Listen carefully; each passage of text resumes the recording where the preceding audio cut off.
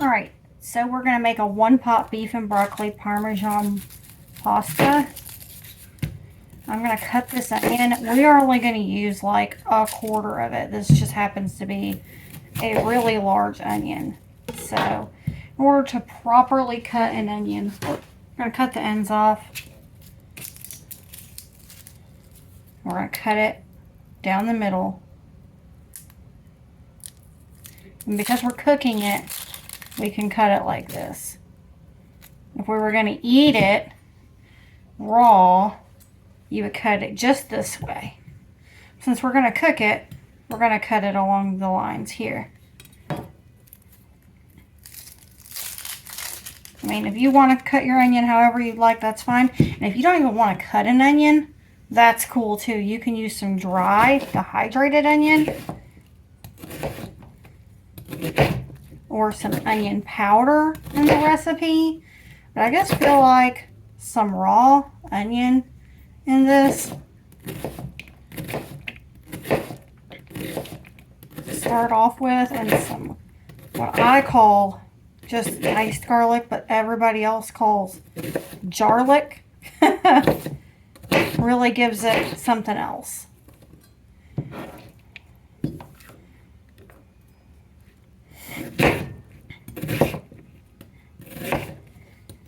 My knife skills are not what they used to be. My hands are a little worn out from years of prep work, but I do know the technique.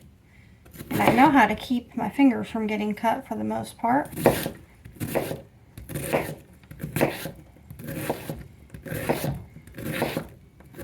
And the most important thing is to let the knife do the work and to use a nice, sharp knife.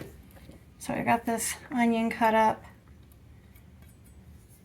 And we're going to put most of this into a bowl for later. This is not the fancy cutting board that I had this morning, but it's still flexible because I really like the cutting mats.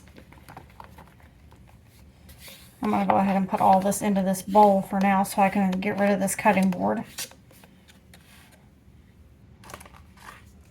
And put a cover on it so that I'm not crying about it. And I'm going to use this pot for this so then we can get some good caramelization possibly of the onions on the bottom of the pot. I'm going to use a little bit of olive oil. And I'm going to use a little bit of butter. Y'all don't laugh at me. I put my butter in a plastic container. And that's because I dropped my butter dish one too many times.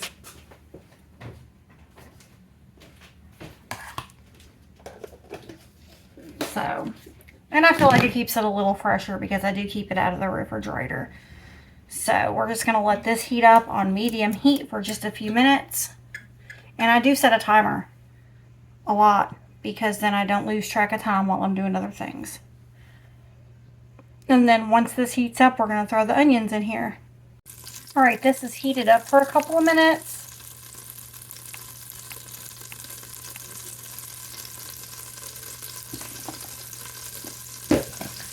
It looks like I've lost some of my light here, but that's okay. I did not charge my ring light like a good cook. Alright, so we're going to put about a half a cup of onions in there, which for that onion was about 1/4 of that onion. And I'm going to put 2 big spoons of this garlic in here. I got like this big industrial thing of garlic from Sam's.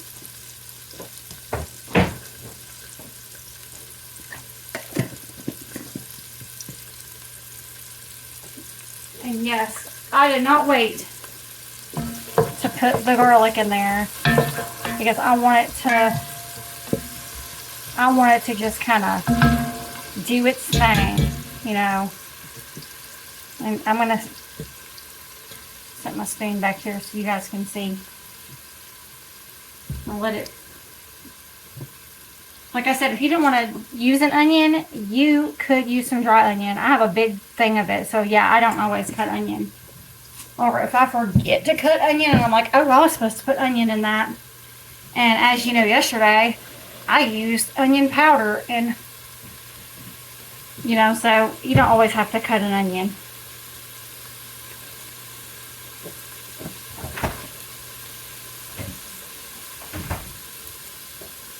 And so with this recipe, we're going to use the leftover roast drippings that I had from yesterday.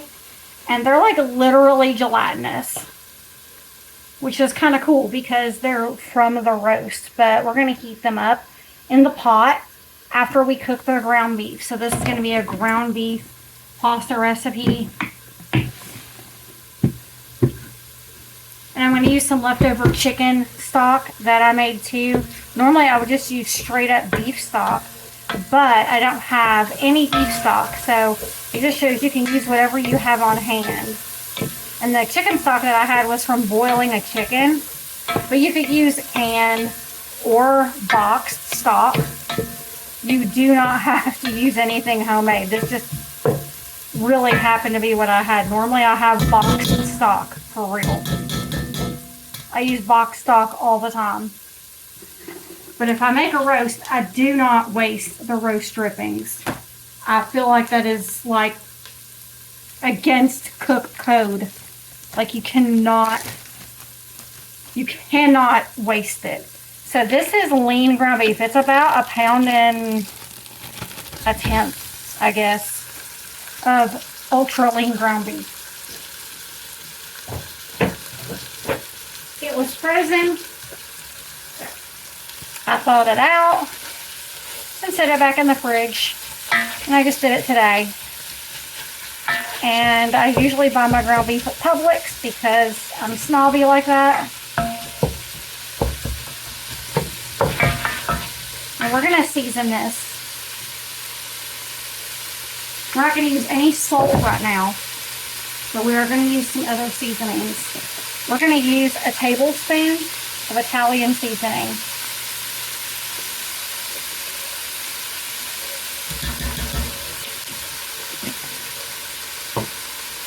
Because we're not going to use salt right now because we're going to use this Montreal steak seasoning from Grill Mates, and we're going to use a tablespoon of that, and it's really salty, so we may not need any salt at all.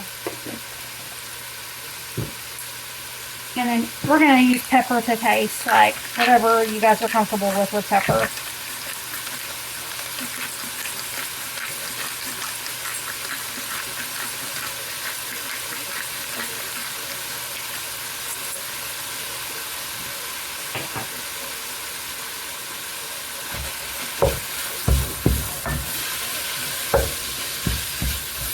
These peppers are broken up. I still got this on medium heat. We're just going to break it up with these onions.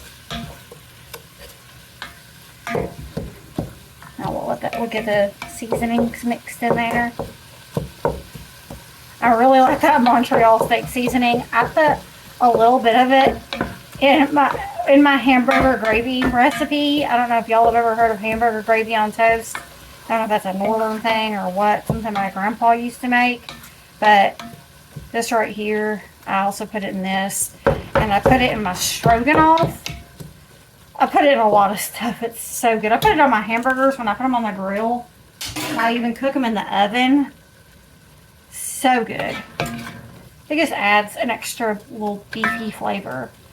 And because I'm using some beef stock, I don't think I'm going to have to use any beef bouillon. But I do have beef bouillon powder that we may break into and use. We'll taste it and see. Whenever you use homemade stock, it's a little bit different than when you use boxed stock.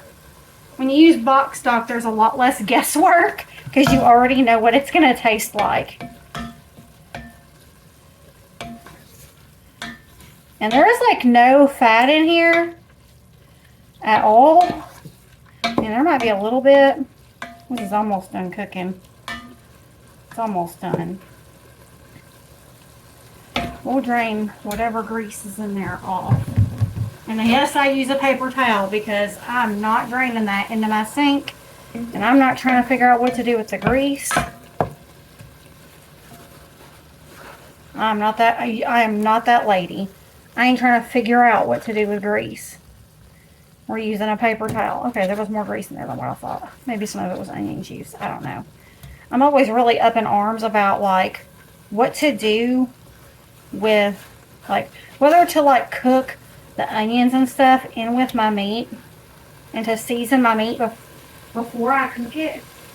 Because I feel like whenever you drain the grease off, you're taking all the seasoning and the flavor out, but I guess this is still the best way to do it. Okay. We're going to put this stock in here, and it's going to be like a big Jell-O mess. So, let's put it in here from my beautiful new Tupperware bowl. It's the Aloha set. Okay, so we're going to get that warm.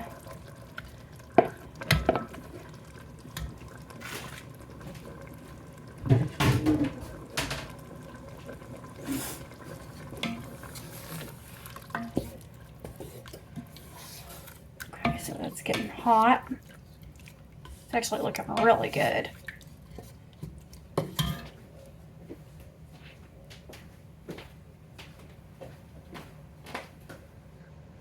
It's getting nice and hot. And while that warms up, all right, so that is pretty well heated up. And I realized I don't still have my homemade chicken stock. All I have is some unsalted chicken broth. So I'm going to put some of this in here and let it start getting warmed up. And then I'm going to pour my pasta in here. Because you're going to cook your pasta in with the meat.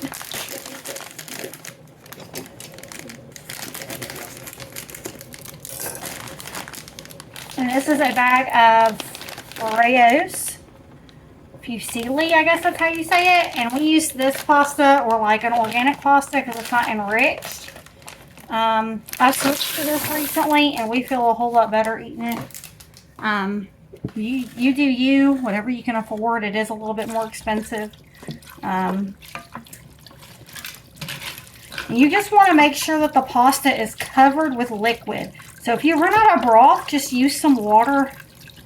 It's completely fine. It really is. It really is. So just do that. And we're going to put some heavy whipping cream in here. You could use half and half or milk. But I'm going to use some heavy whipping cream because we want it to be a little creamy.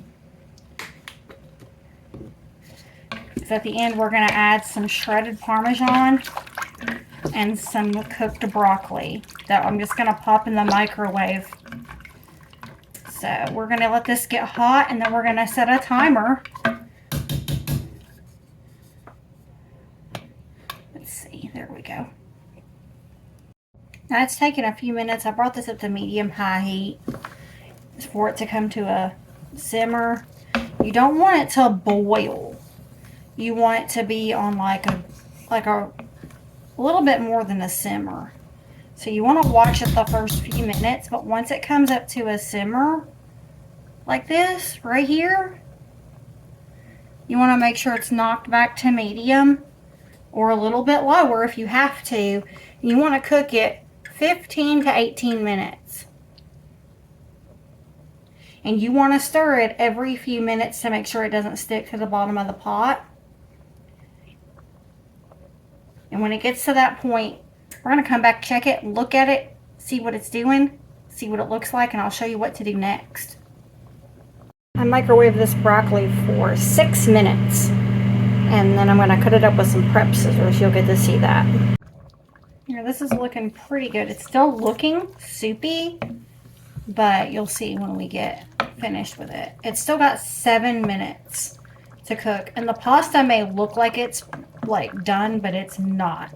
I tested it because I thought, ooh, it's looking pretty done. But the middle of it is very tacky, very like underdone. So we're just going to let it go that additional 7 minutes. The broccoli is sitting in the microwave. It is cooked, but I want it to cool down a little bit before I have to handle it when we go to finish up the pasta. Okay, so this has got 3 minutes left, and as you can see, it's looking a little less soupy. Like the pasta is looking a lot more cooked. And I'm about to test it because I put it on 15 minutes for a timer, so I think the pasta might be done.